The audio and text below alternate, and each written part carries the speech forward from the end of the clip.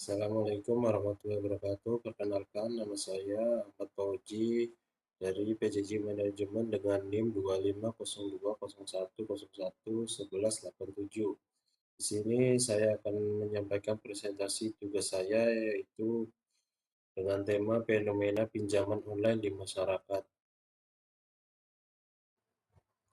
Materi presentasi kali ini yaitu tanggapan dan pencegahan pemerintah tentang pinjaman online. Yang kedua, apa yang harus dilakukan masyarakat atau konsumen tentang pinjaman online. Yang ketiga, tanggapan mahasiswa terhadap kasus pinjol ini. Yang keempat, itu kesimpulan. Tanggapan pemerintah untuk kasus pinjol ini tanggapan dan langkah pemerintah melalui berbagai kementerian dan lembaga seperti OJK, Kemenkominfo, Mimipas, Komdigi, dan Polri mengambil langkah yang lebih agresif untuk melindungi masyarakat. Fokus utama pemerintah terbagi menjadi beberapa poin. Satu, pemberantasan pinjol ilegal secara masif melalui Satgas Pasti atau Satuan Tugas Pemberantas Aktivitas Keuangan Ilegal. Pemerintah terus memblokir ribuan entitas pinjol ilegal dan menyita dana dari rekening-rekening yang digunakan oleh pelaku kejahatan keuangan. Yang kedua, pembentukan kelompok kerja atau Pokja. Khusus pemerintah telah membentuk Pokja khusus untuk memperketat regulasi, melakukan harmonisasi hukum, dan mempermudah jalur pelaporan serta pendamping hukum bagi para korban yang mengalami intimidasi dari pihak pinjol.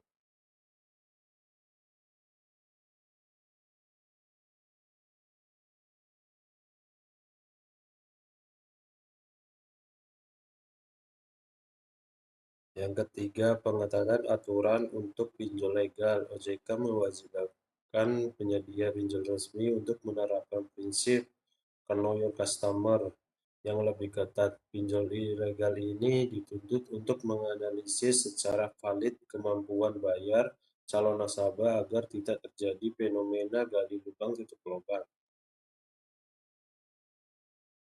Yang keempat, sanksi tegas terhadap cara penagihan debt collector. Pemerintah menegakkan tindakan hukum pidana yang tegas bagi pinjol yang menyalahgunakan data pribadi, menyebarkan teror, atau melakukan intimidasi saat menagih. Apa yang harus dilakukan konsumen tentang masalah pinjol ini? Yaitu tindakan pencegahan sebelum meminjam. Jika Anda benar-benar terdesak dan membutuhkan dana, lakukan langkah-langkah preventif ini agar tidak salah melangkah.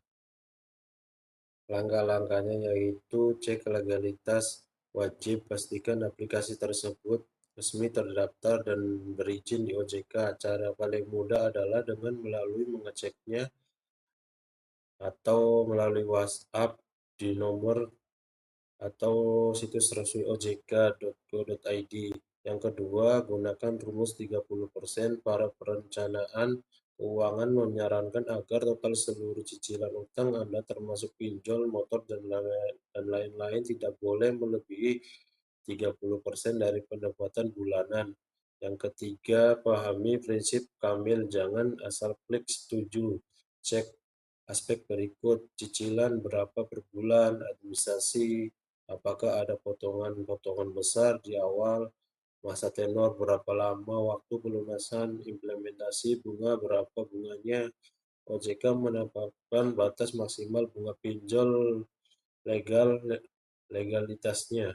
Keempat, perhatikan akses aplikasi pinjol yang legal hanya boleh diakses 3 hal di ponsel Anda: singkatan camilan, kamera, mikrofon, dan location. Jika ada aplikasi yang meminta akses ke kontak HP atau galeri foto, tolak dan hapus aplikasi tersebut karena itu adalah ciri utama pinjol ilegal.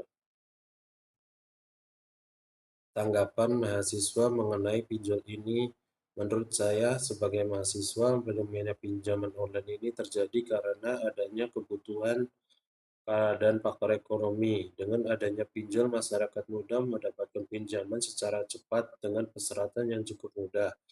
Akan tetapi praktik di lapangan banyak terjadi adanya pinjol ilegal yang di mana mereka menetapkan bunga atau cicilan yang tinggi dan beberapa teror ketika terlambat bayar. Untuk penanganannya itu, satu, bedakan kebutuhan pokok dan kebutuhan tidak pokok. Dengan ini kita akan lebih menghemat pengeluaran dan bisa menentukan mana yang dibutuhkan. Yang kedua, stop gali lubang tutup lubang. Jangan pernah meminjam di aplikasi baru untuk membayar utang di aplikasi lama. Hal ini akan membuat utang membengkak secara eksponensial dalam waktu singkat. Yang ketiga, jika terjadi teror, laporkan teror dan intimidasi menggunakan ancaman penyebaran data pribadi atau makian dari debt collector. Kesimpulan dari presentasi ini yaitu jika ada orang terdekat atau terpaksa harus menggunakan pinjol, pastikan statusnya terbayar di OJK, pelajari transparansi bunganya, dan pastikan total cicilan utang tidak melebihi 30% dari penghasilan bulanan agar arus keuangan tetap sehat. Demikian materi presentasi dari saya, kurang lebihnya mohon maaf. Terima kasih. Assalamualaikum warahmatullahi wabarakatuh.